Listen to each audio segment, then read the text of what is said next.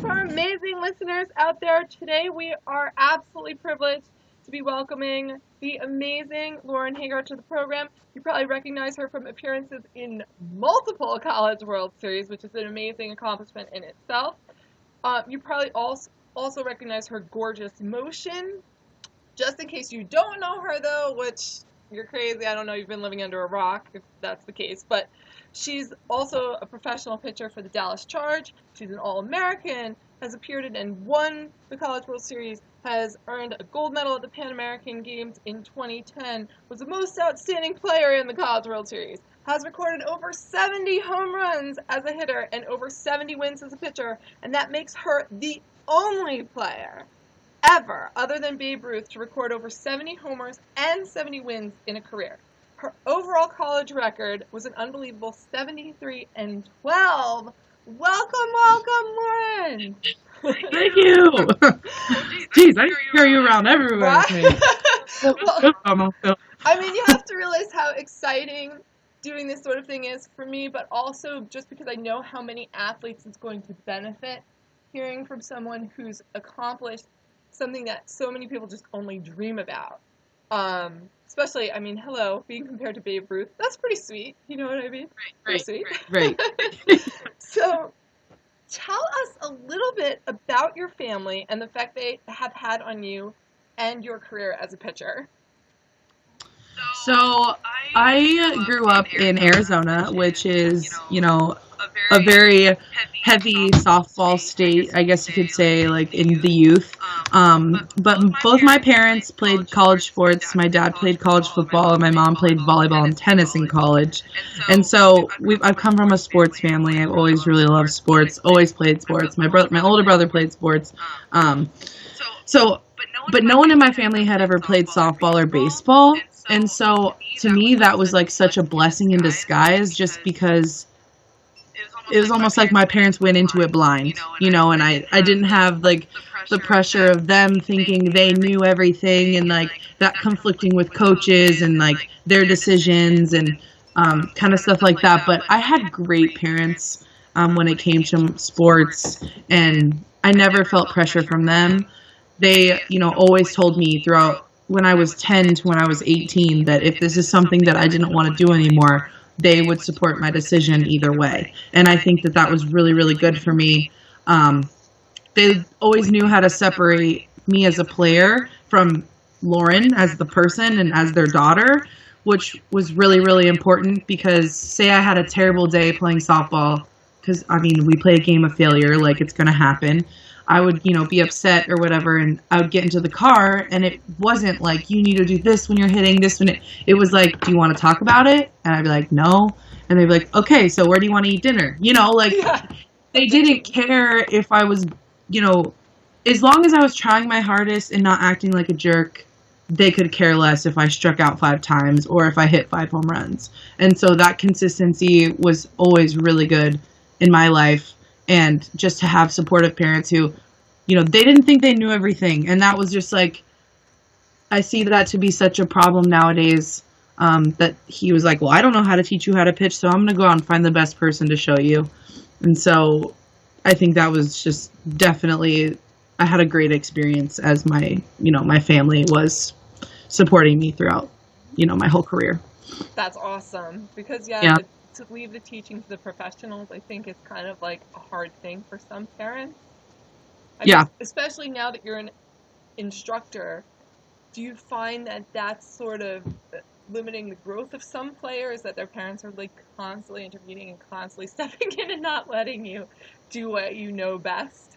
Right. And I think it's because the game is constantly changing and it's constantly improving, and there's going to be a time where there's going to be a time, all that I know right now currently, something's going to be better, and it's up to me to like research that and not be so stuck on things that I did. That the game is changing and it's always changing. I just kind of, if they don't want to listen, it's not my place to say, well, you brought your daughter to me, so I can't control what happens outside of the walls that I teach in. And so that's the part that I think needs to change the most in, kids and their parents' relationships, for sure. Yes, that, and you want to make sure the time that they spend with you is constructive and not something like, well, I think she should do this. Well, Dad, stop! You don't know what you're talking about. Like that sort of thing. Exactly. Like, How do you, like, that's so tough, I think, because it's like, okay, well, if I'm going to tell you my perspective, it says if that's something you don't believe in, or if that's something you don't believe, then that's out of my control. Like, I can't make you think that what I'm doing is right. But obviously, you brought your daughter to me for a reason, so at least let me give my opinion. I don't know. Yes, and you can tell them that you know what it feels like to win a college World Series. So, you know what I mean? Just like for that, but So, maybe you know what you're talking about. But I do think that's all really super important and something that, parents should keep in mind as they're working with their athletes, because I think you have parents that will give their children absolutely no push and no support, and that's not good. And then you have on the opposite end of the spectrum where, they strike out and it's like, what are you doing? And the child is not going to react well to that either. right. So when you were learning and you were taking lessons and you were perfecting this craft, did you find that pitching was something that you had a natural affinity for? Did you find you had to work like a really ridiculously hard amount at, or what was that like for you? So I think my story is just like a little different in the fact that like I didn't start pitching until I was 13. So I was a catcher. So I was always a hitter. I always hit. And I was a catcher, and I started, having knee problems, and I had a couple like heel and foot problems, and my parents were like, "You're 12. Like, I don't think, if you want to walk around when you're older, maybe we should pick a different position." And I was like, okay, well, I want to try pitching. And so when I was 13, I tried pitching, and I was terrible. Like, I mean, it's something new, and so I wasn't great at it, but I think the thing that separated me the most is I could imitate anything. Like, I was very body aware. Like, I could imitate people very, very well. So I would sit there and watch the College World Series, and I would imitate, like, a pitcher's complete motion, and I would imitate exactly what they're doing. And I would understand the fact that this is how my legs need to work if I want to throw harder. This is how my arms need to work if I want to throw it high, if I want to throw it low, if I want to... So I think naturally I was just an athlete in that sense, that I could pick things up quickly. But I wasn't always good. And when I started pitching, I was 5'2". And when I finally got into it a couple years, my freshman year of high school, I was 5'10". So that had a lot to do with it, in the fact that I was finally growing into myself, and that I was finally becoming more consistent and adding more miles an hour and growing into my body. And so I think just I just practiced that whole time, but I had to let my body catch up at some point. Yeah, right. I mean, right. girls, I feel, are the least consistent when they're going through those big growth spurts. Of course. You don't even know what's happening to you. Your proprioception's all messed up. You know what I mean? Like, you don't have a good body awareness, like you had said. So it totally changes everything. But I find that's the most interesting answer I've heard so far about that you would kind of be able to watch something and imitate it. Who did you feel you crafted your motion after early on in your career then? And it's hard because I look back and it wasn't just one person. I would watch the entire College World Series, and every single pitcher that was pitching, I would say, oh, her motion starts like this. Oh, I don't like that. So then I tried the other pitcher's motion, and I think I didn't have one view on it, which was kind of nice.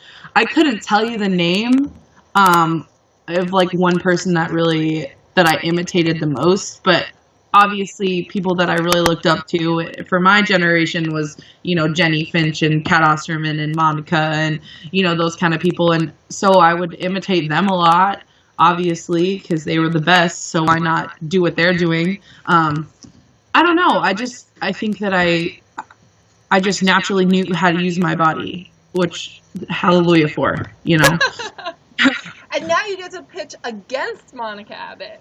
Right. Pretty incredible thing if you think about it. And that's the $1 million arm right there. My first game in the league, it was against the Pride. last year or 2 years ago, and I was pitching against Kat Osterman. Like, that was probably the point where I was like, whoa, like, I am now on the same exact stage as someone that I looked up to so much. And I've had conversations with these people, and now I interact with them, and they, it's just very weird to me that happens. And to like, it was fangirly at first, like a little bit. I was like, oh. I gave, the first inning I gave up a 3-run home run to Andrea Duran, and I was like, well, at least it was Andrea Duran, like I was like such like a little kid about it. But anyway, so that is true that now I can I actually have had conversations with these people and actually talk to them sometimes other than, while we're at the field. So that's a cool experience. Oh, that's amazing. Yeah, that is amazing. I mean, while you were still developing, what did you think was sort of the best practice routine for you? Like, what do you think took you from where you were and you're saying that you were terrible to, oh my God, over 70 wins, 70 home runs, Right. I think it was just the time. I was consistent with the time that I put in. I had great parents who were willing to do whatever that took to as long as I loved it and tried my hardest, they always gave me the resources that I needed. And so I had a consistent schedule. I didn't always want to go out 4 times a week and pitch, but my dad was like, you committed to it, let's go. You love it. And then I'd get out there and be fine. But it was the point where, I just had to be consistent. I hit at least 6 times a week growing up. And it's not even because I felt like I had to. I honestly loved it. I loved hitting. I did it all the time as a stress relief, honestly.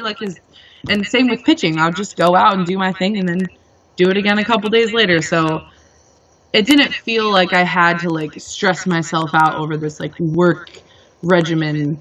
It just kind of all felt fun. So not every kid can say that, which makes it sad. But I think it was fun because I didn't feel pressure about it, That's very true. Yeah, there's a little bit of a weird shift in some segments, especially since recruiting is happening younger and younger, where I feel like that is almost the child's job, and that doesn't get stressful. And something that kind of blows my mind is if I think about it, girls are committing to colleges in 8th grade nowadays, and that's becoming a normal thing. Yeah. And if I wouldn't have gone to the University of Florida, I feel like if that was the case, I wasn't good. I wasn't grown. I was still I wasn't 5'10" yet. So it makes me sad because what if that's when people were recruiting then? What would have happened to me? And Danielle Henderson had said the exact same thing. She said there just wouldn't have been a shot of her being able to play in this current environment. Exactly. Which is just mind blowing. I think that we are getting to the point in our sport, and the college coaches don't love it either, but where they're just having to recruit so young, and kids have to be more aware of what they want to do at a younger age and what level they want to play at. And right. Yeah, that's sort of changing the dynamic, not always in a positive way, I think. So that's a tough one. It is. It's tough on both ends of the spectrum, but I agree. Aside from the fact that you always had found it fun, what kind of what motivated you? What type of performance personality are you? Are you aggressive? Do you like to go out there and just kind of have fun with your team? Do you need to be relaxed? What makes you play at that level? I'm competitive. I think I'm very competitive. I compete. That's kind of just, I think the nation kind of saw in me throughout the whole, I pitch and play with a lot of personality. I'm not afraid to show my emotion. I've learned to control it a lot better, but I'm not afraid to show it. That's just how I play. I'm not afraid to crack a smile when something funny or embarrassing happens, on national television. And I'm not afraid to get really, really excited when I get a strikeout in a huge situation. And I'm really, really competitive. I have a competitive edge to me that, if I, inside of my body that you can't make people have. I've learned as a coach, that's not something that comes natural to every single girl that I help. But I've always, been really competitive. I really enjoy people. So I love being on a team. I love, working in a team aspect just because those relationships are so valuable to me. I work well in those type of environments, and I'm just a really competitive person. But I'm not competitive per se, like in real life about things. But I think softball is just my niche, so like that's what I'm competitive about. Oh, that's Yeah. yeah, I think it's very interesting to talk to different people because some tend to work better. Like they want that pressure, they want, and others want to feel relaxed, and others want to feel I kind of like love the type pressure. scale. I love pressure situations. I like thrive in those situations, and I look at it as like, how cool is it that I'm being put in this pressure situation, because not all people get to experience that. I think that pressure is definitely, a privilege in a sense, because how cool is it to even be in the circle in the seventh inning with 2 outs, and like, I think that is just so cool, and I thrive on it, and I love it. I'd rather it be in my hands than like someone else's. You know what I'm saying? Yeah. That's just how I am. Does Like when I'm everybody hear watching, I'm that? That is awesome. Today's most quotable line from Lauren is pressure is a privilege. End quote. Right? yeah, Take it with you. Use that. That's amazing. yeah, You know? great. So, I mean, do you think being a Gator kind of what's the word? It sort of fueled that mindset? I mean, what is being a Gator like? What is being a Gator like? Being a Gator is a lot of pressure. Being a Gator is living up to a lot of people's expectations. It is a winning culture. It is, if you're not competing for a national championship every single year, then you're not doing it right. And I think it was the environment that I needed to like really thrive in. Um, it's a lot of work. It's a lot of hard work. I love the Gator Nation because I feel like it's, obviously I'm biased because hello, but it's just a lot different. Every single team at our school, you know, can compete for a national championship every single year. And like every spring sport when I was a senior was in the top 10. Like, That is incredible. that's incredible. And we have 3 at number 1. Like, where does that happen at? Every single sport. And that to me is the coolest thing about being a Gator and Gator Nation is like, when I walked on that campus, every single person that was a student athlete at that school was the best of where they came from. Like, that was awesome. So that's kind of how I think about it. That is so amazing. And that's part of why now you're involved in something called Gator Girls. Can you tell us about that a little bit? Yes. So this goes back to Bailey Castro. She is like the leader of it. Bailey Castro was a senior in my class at the University of Florida. She hit behind me the entire year. She's one of my best friends. She kind of came up with this idea of, doing camps and not letting, spreading the Gator Nation, I guess, around, because it's everywhere, which is crazy. We had supporters from all around the world. So that was really, really awesome. So she kind of came up with this idea that, we're going to run camps. We're going to make this a thing. We're going to make it a consistent thing. So we run camps from time to time, and she flies in everyone. So I guess the people that do it more often are like Bailey Castro, Kirsty Merritt, me, Hannah Rogers, Taylor Schwartz. Did I say Taylor Fuller? Just like the people that, Ensley Gamble, Kelsey Horton, girls from even a little bit earlier than us. We all are contributing to this like group of people, and I think that it's really, really cool. So we do camps every once in a while. We have a website, gatorgirlcamps.com. So it's pretty easy to find, and you can find all the information there about it. And I think that's super important. Like, talking with Amanda Scarborough and talking with Danielle Henderson as well, saying, that people who have achieved such an incredibly high level are out there and you can learn from them. And I don't understand why people would go to any less. You know what I mean? Like, if you can, Right. you want to be the best, you have to seek the best instructors in your area, and you have to seek then the best instructors on a national level as well. Because like this is the type of thing that's going to push you to where you need to be. So make sure you write that down, ladies. Right. It's very important. Okay. So, I mean, and just going back to kind of like that Gator mentality and your win record, it's just unbelievable. I mean, it's really unparalleled, like in pretty much male or female, other than Babe Ruth, of course. But what do you attribute such tremendous success too. And does winning that much, does it ever just become like, oh, that was win number 70, like whatever, I think my road to being a good pitcher wasn't always easy. When I got to college, I wasn't the number one pitcher until I was a senior and late in my senior year. So I think people have to remember that like I struggled a lot with pitching up until January of my senior year. Like that's a long time. I pitched. Hannah was amazing. Hannah Rogers was, pitching in front of me for my whole career, but she was amazing, and I learned so much from her.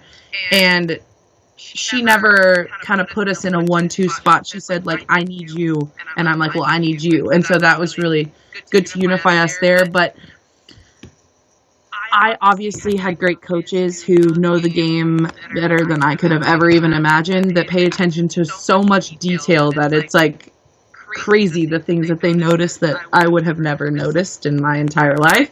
But they trusted me, and I bought into what they were doing. And what took my game, to the next level is it wasn't always easy. In my senior year in the fall, Coach Walton was like, I believe you're still our number 3 pitcher. And I was like, I don't get it. Like, I don't understand, and he's like, I don't think you can throw through a lineup 3 times. And again, he's a very honest man, but that's how I work. I'd rather someone be honest with me than like, yes, or like blow smoke or, I just would rather him just be blunt and be straight up. And so I was like, okay, so I had a sophomore and a freshman ahead of me, and I just didn't feel that. That didn't sit right in my stomach. That isn't what I wanted for myself. It isn't what I wanted for the Gators. It isn't. Something needed to change to take our team right back up on the same platform that we were the year before. And so he's like, you need to get better as a pitcher. I need to be able to feel comfortable when you're out there at all times. I need to say, we need to win this game. I'm going to give the ball to Lauren, and I really respected his opinion. So we kind of took away like playing first base from me, it helped so much. And I just worked so hard in my bullpens with Coach Rocha.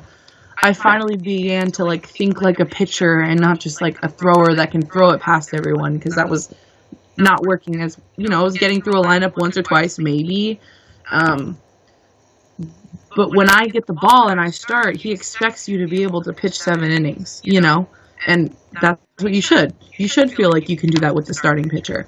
So every single time I got a win and stuff, I have the best teammates that were amazing defensively, that I could not have won like without that behind me. We work so hard on defense. He works so hard on defense. We take so much pride in our pitching and defense. Like, it makes sense. If they don't score, they usually don't win. And so that's what we banked on. If we don't give up any runs, we're usually in a good place. So I don't know, and it was kind of weird to me at first, like, oh my gosh, like I think I had 26, I was 26-0 until the SEC tournament when I got my first loss of the season. Like, I would have never ever thought that would happen to me in 1,000 years. But just the commitment that I had from, Coach Walton and Coach Rocha, and I had some personal things going on in my life that kind of motivated me to, dedicate all my time to softball and my teammates and stuff. So it really changed the way that I approached the game. I don't know if that answered your question. I think that it did, but yes. It's kind of my like interpretation of it. I mean, your coaches. I mean, both of your coaches. I think. I mean, very few people in their lives can say they've been coached by people of that caliber at all.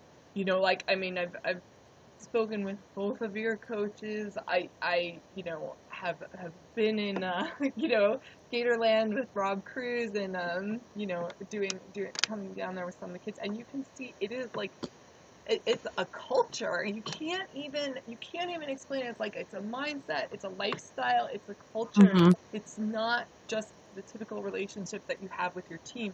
And I could see where someone like Tim Walton sitting down with you and being like, look, you're a number 3, and you're like, oh my God, like right. Behind these freshmen, that would be like, okay, now I'm going to, get my ass in gear, basically. Right. I was like, okay, now I get it. Like, I need to change something. And he's like, listen, we'll be fine. We'll win regardless. We'll win regardless, but it's not something I can make you do. I can't make you want to. I can't make you do the extra, you know? He's like, you do everything we tell you to do. You're always on time. You know, you're never in trouble.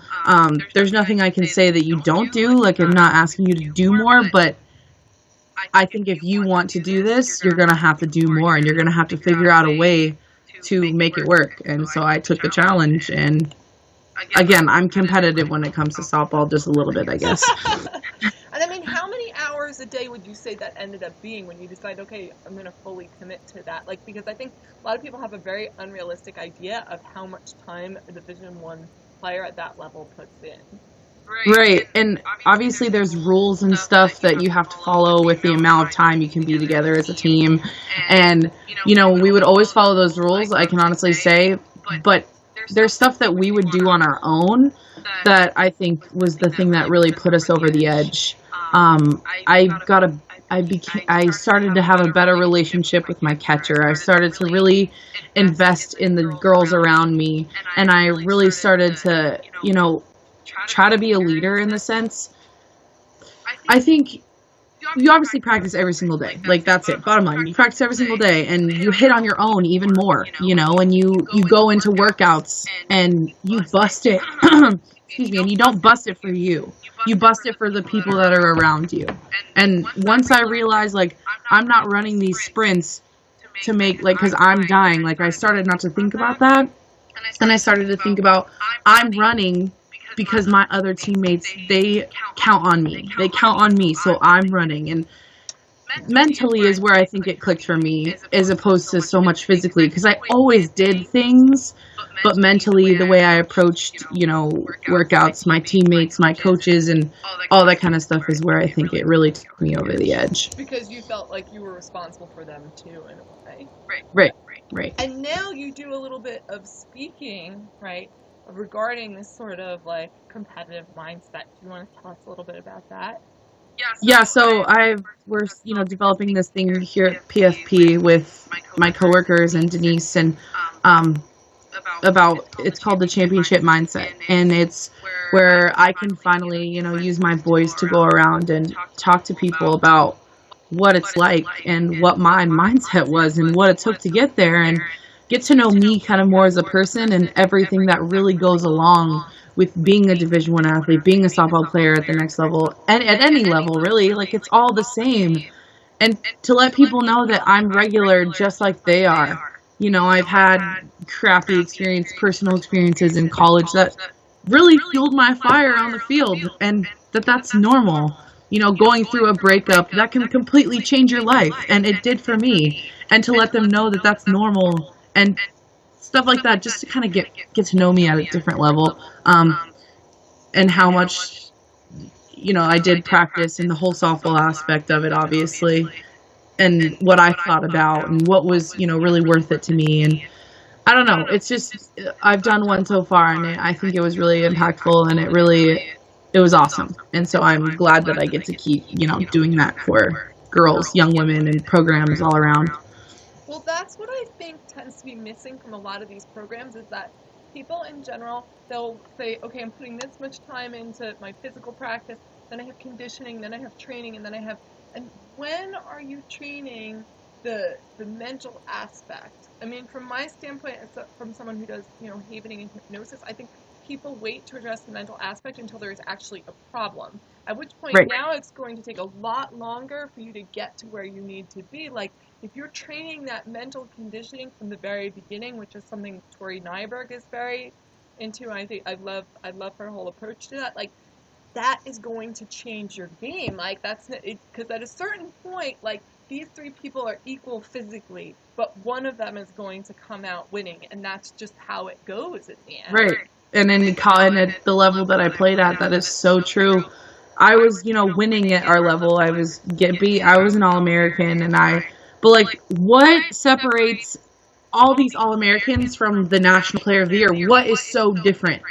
And I didn't understand that until it clicked for me. And I think that is so true. At some point, you go onto the team at the University of Florida, everyone is equal to you. Everyone is just as good as you are. And what's going to separate you from everyone else And sometimes it's not softball. Sometimes it's your personality. Sometimes it's how you handle hard situations. Sometimes it's like finally becoming vulnerable to other people and, just things like that. And trusting in a program and trusting your coaches more and opening up your brain to other things.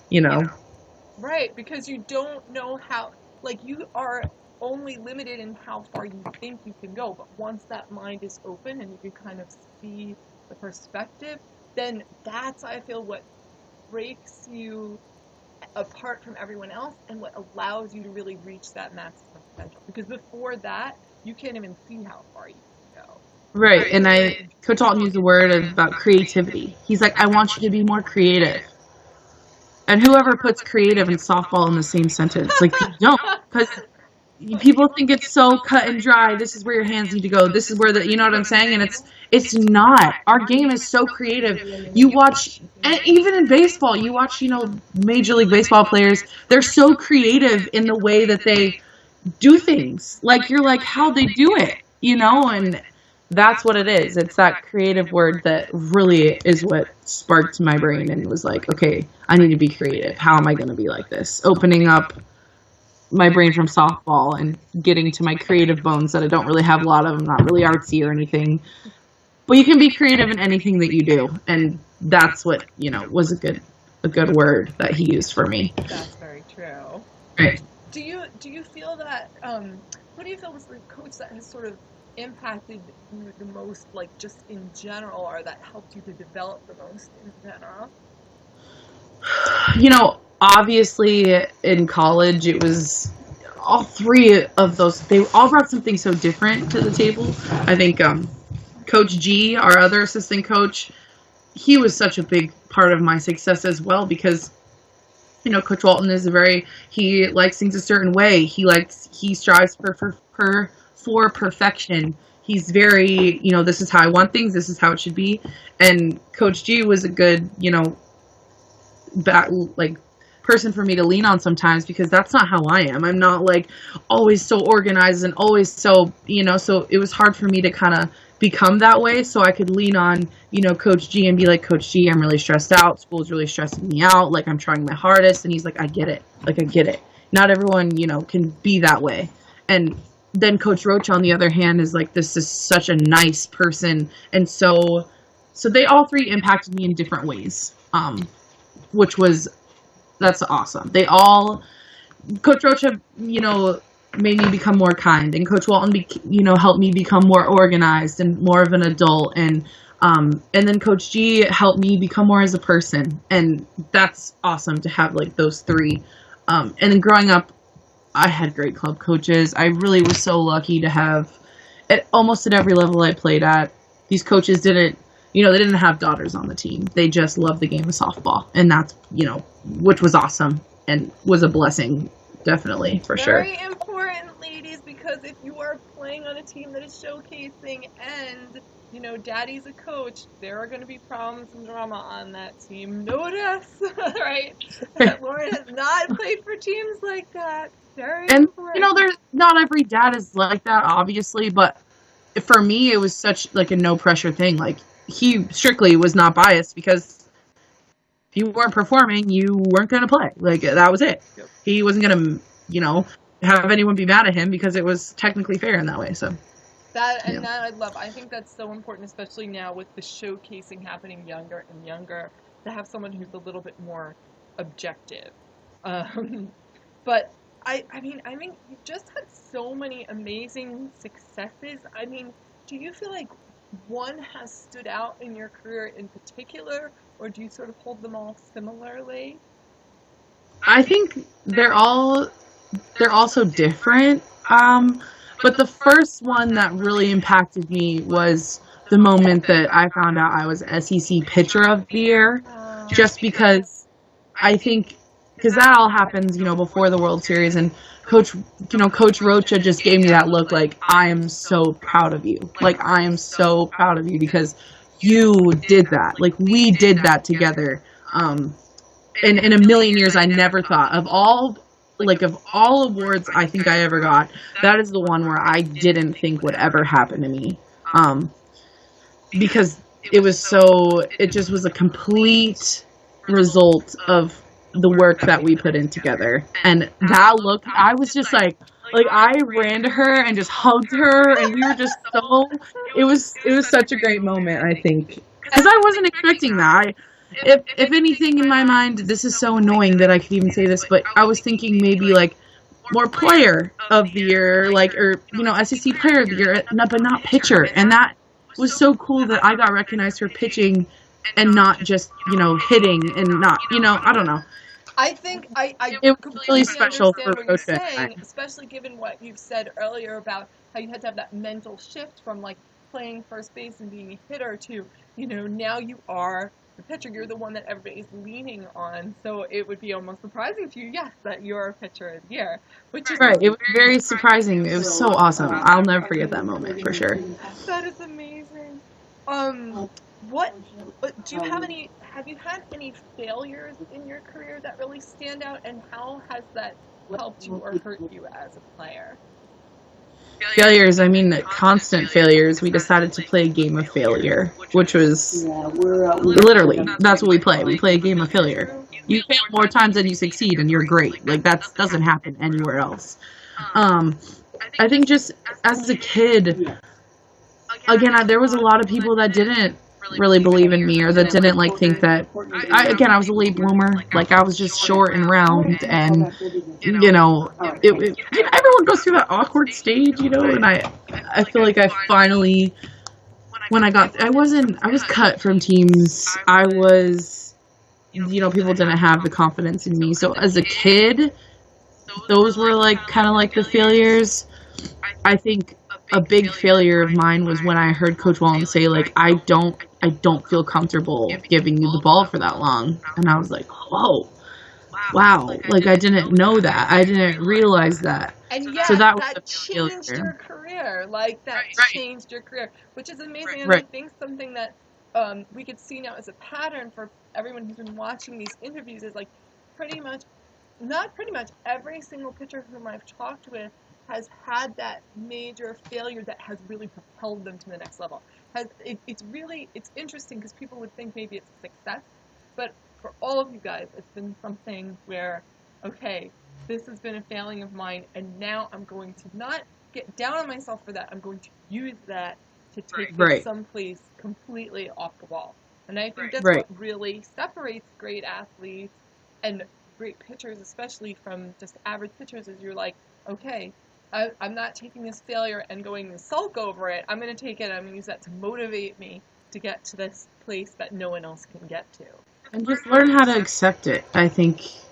And when I learned how to, separate hitting and pitching into their own categories, and those failures can't affect those that failure can't affect this, because then this will fail, and then it's just a whole back and forth. So that was a big part of it as well. That's really interesting. I wonder if that's a lot of the reason why some pitchers don't hit. You know what I mean? Because it is a mental. It is hard, and there's a reason why there's not a lot of people that do it, and it's hard because a lot of people don't understand. But they're so different, and once I learned how to separate the two, it became possible, and I just knew I just had to work a little bit extra, to be able to do both of those things. Because when I first got to college, John said, it's hard to do both, it's hard to do both, it's hard to do both. I've never had someone do both. And then I was like, no, but I want to do both. I want to do both. And he's like, okay, well, you're going to have to, put in a little extra. And I was like, all right, let's go, so I don't know. Love that. So now that you're an instructor, what do you feel like your philosophy is as an instructor? How do you approach teaching? I don't even think I have a philosophy yet. I'm still learning, what's working and what's not. Philosophy, it's just taking things that I know that work, and I'm constantly learning too from my coworkers, from becoming going to the other side of the game is really different. There's a reason why sometimes great players can't coach great, and I'm trying to overcome that, and I'm trying to really open up my brain to other things. So, but philosophy wise, I love to teach, mental and mentality, and have these girls accept the fact that they're not going to hit 1,000 and they're not going to not give up home runs. Next summer, I'm going to give up more home runs and I'm going to lose. And it's okay. Like, welcome to our sport, you know. I know I'm going to give up a lot of more home runs and I'm going to strike out a lot more times against these pitchers, and I'm okay with that. So what do you think then is the best way to address the mental component in pitching on a daily basis?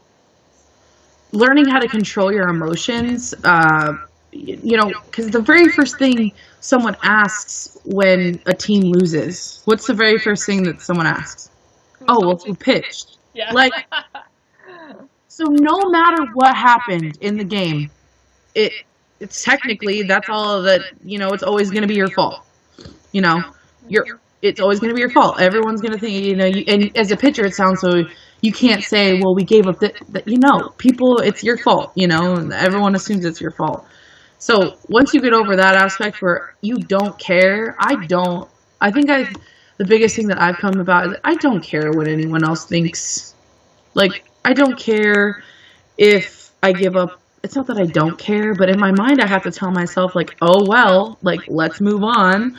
It's moving on from pitch to pitch because the game's not stopping. Okay, like, you give up a home run, it's over.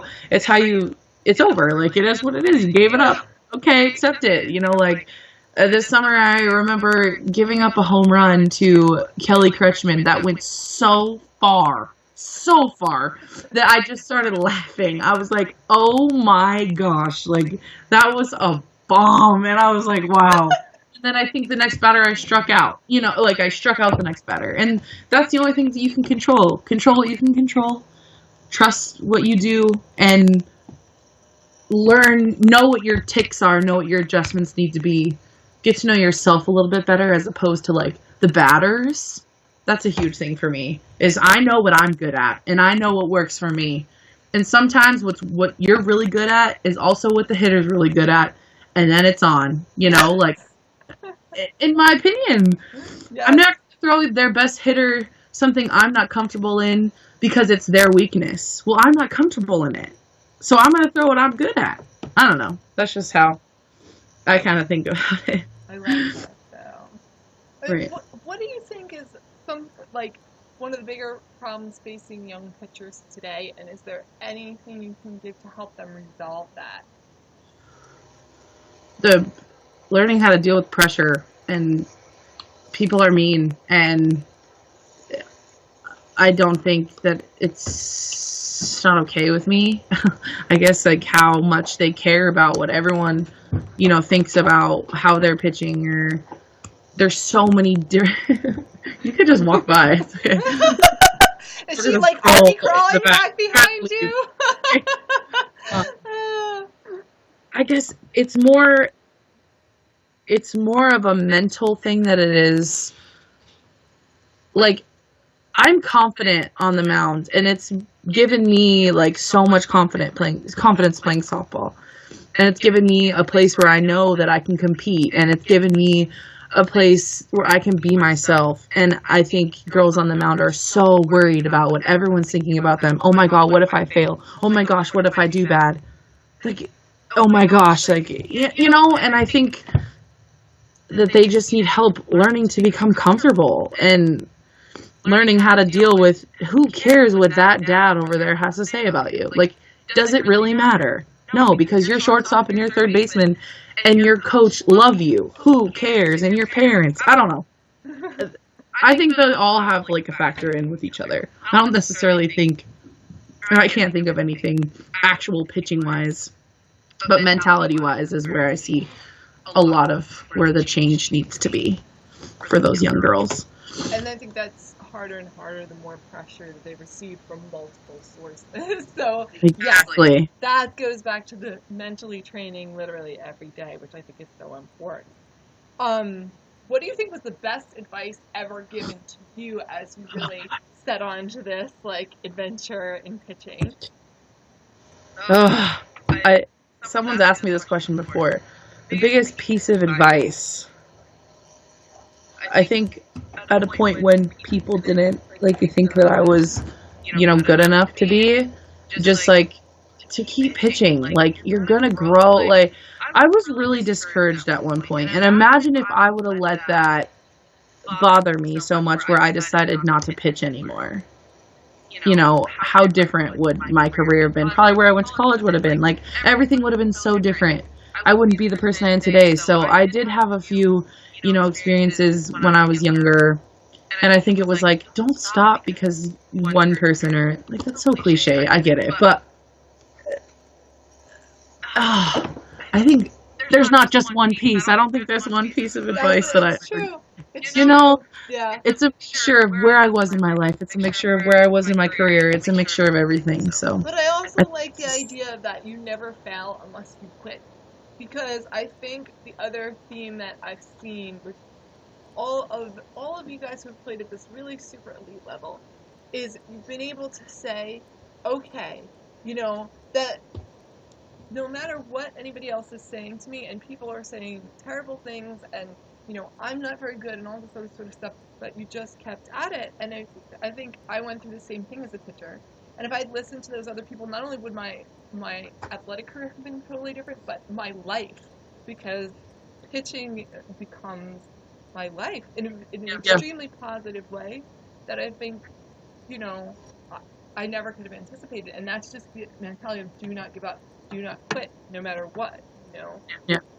But as long as it's fun, like, why? Like, like, as long as I just thought it was so fun. It's always, and it's still fun. Yes. I think that's the part. It's still fun.